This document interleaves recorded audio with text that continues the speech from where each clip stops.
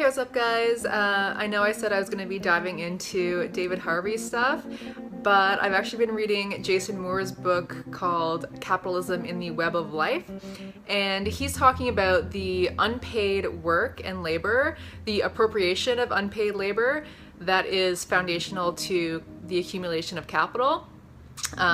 Which I think is something that is not really discussed very much on the left. I mean, Marxist feminists discuss, the unpaid work done largely by women. But again, I don't see that many people on YouTube left anyway talking about Marxist feminism. But basically, Moore is just pointing out that capitalism turns on the exploitation of labor, and for anyone who is like, what the fuck? Labor is not exploited, everything is voluntary.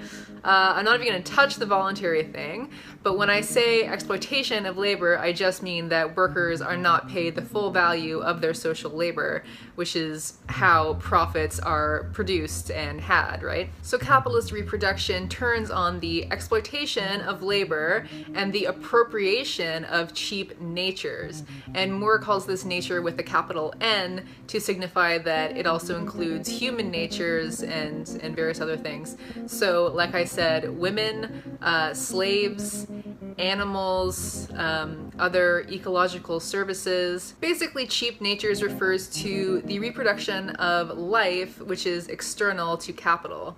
And again, external is in quotes because the active externalization of nature, the idea in Western societies that there is a dichotomy between humans and nature is this thing out there that is external to our human civilizations. So the active externalization of nature allows it to be commodified, allows it to be seen as this thing that is out there that is, quantifiable, that you can break up into units of ecosystem service and, you can sell these units. Another example is national parks.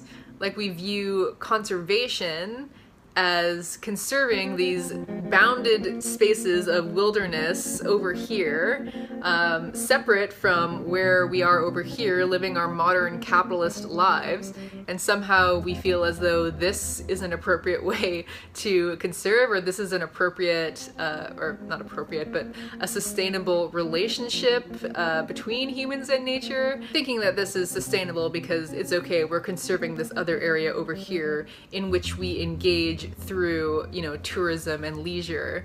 The externalization of these national parks has allowed it to be commodified, has allowed them to become spaces of consumption and tourism and accumulation for the most part. So when thinking about the law of value, or the labor theory of value, the determination of socially necessary labor time occurs simultaneously through organizational and technical innovation and through strategies of appropriating the unpaid work and energy of women, nature, and colonies.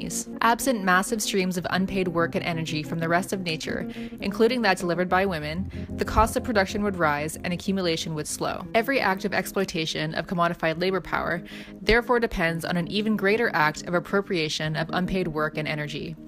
Wage workers are exploited, everyone else, human and extra-human, is appropriated. In other words, value does not work unless most work is not valued. So capitalism's incessant drive for expansion then is obviously to find, new frontiers of resources, new frontiers of laborers, new markets, etc., but also to find new frontiers of these cheap natures, capital N, that will provide all of this unpaid work. And for people who are wondering about, what is the unpaid work done by women, they're largely talking about domestic work, the work of raising families, etc., etc. And obviously in modern times this is changing. Obviously men are taking on a greater share of this work, but it's still largely being taken up by women.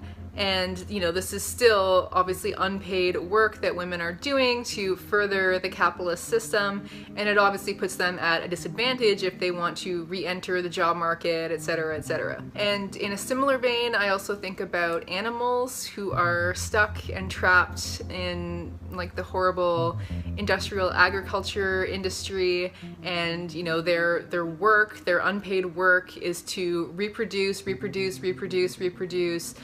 know, they're bred for all of these specific traits that actually harm their being, but yeah, just continue reproducing, produce these products completely unpaid, and then get slaughtered. And of course, a lot of people have tried to estimate what the actual, you know, money price value of all of this unpaid work would be. Estimates for the unpaid work performed by humans range between 70 and 80% of global GDP, and for the unpaid work performed by the rest of nature, 70 to 50% of global GDP. And Marxist feminism has argued that, you know, especially with respect to women, all of this unpaid work that they're doing is not just there, like it's not just sitting there waiting to be had, it's actively produced through relations of power and reproduction and accumulation. So some people might say this actually does illustrate one of the contradictions of capitalism, because I said I was going to talk about contradictions of capitalism in David Harvey.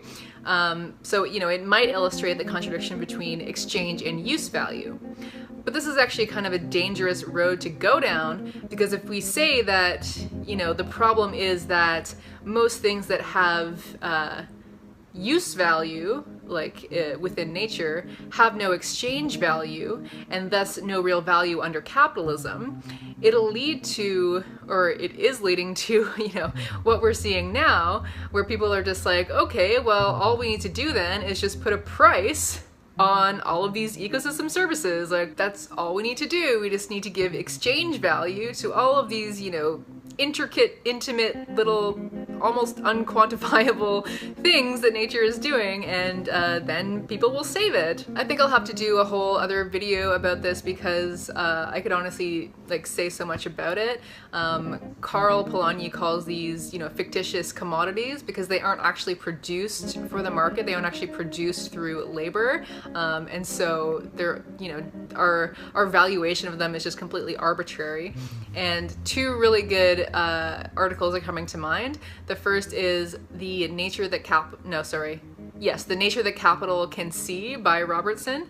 And the second is Sean Sullivan's work looking at offsets in Namibia and England.